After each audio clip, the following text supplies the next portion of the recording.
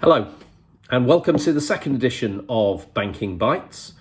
Thank you very much, first of all, to everybody who took the time out to view the first one, and importantly to share it and also to comment and share your own perspectives on what we were talking about last time, which, for those of you who saw it, will have recalled that was how we here at GoBM Partners are thinking about the crisis curve, how we think that will evolve over the next period of time.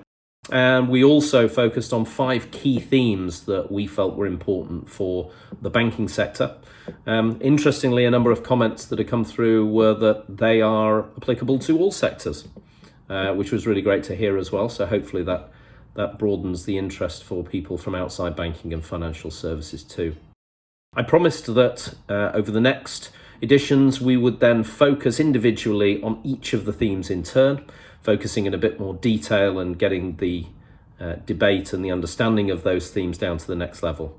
And the first one we're going to focus on today is the question of how do I re-engage my people? We think this is an important place to start because it will be, in our opinion, the most important thing in terms of how organisations will manage through the rest of this crisis and successfully out of the other side. The banks, like so many other industries, have remained open throughout this period, and that has meant very big asks of their people. Their people have put themselves at risk, potentially their families at risk. They've made big commitments around long hours, and whether they're working in offices or whether they've been working at home, that's been a challenging period. And so how you treat people in a crisis is something that people will remember for a long time. And indeed, how people are treated through and out of the other side of the crisis will be something that will live long in people's memory. So we think this is really important. There's still time for organisations to influence that. All of that needs to be considered also for leaders, but also for individual contributors. And while there'll be some commonality, there'll also be some unique impacts there as well.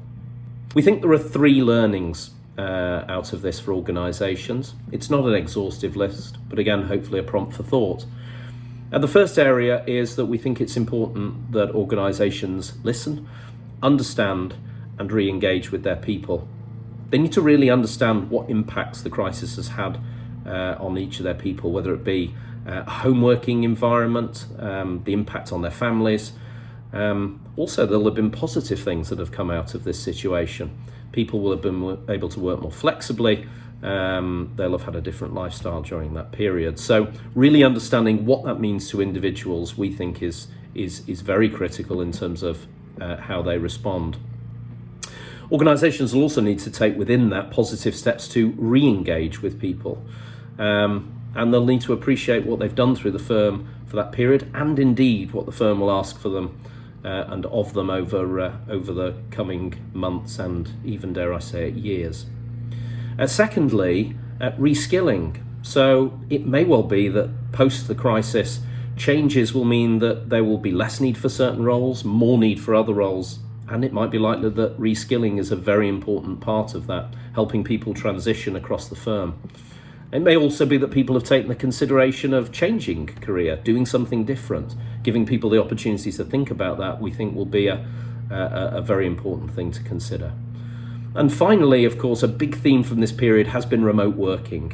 So some of the questions we think will be important are: how does the organisation change the way it thinks about managing day-to-day business, performance management, coaching, support and development? So all of those will need to be considered in a more significantly remote working environment, which is something that we expect to continue well into the future. So food for thought there.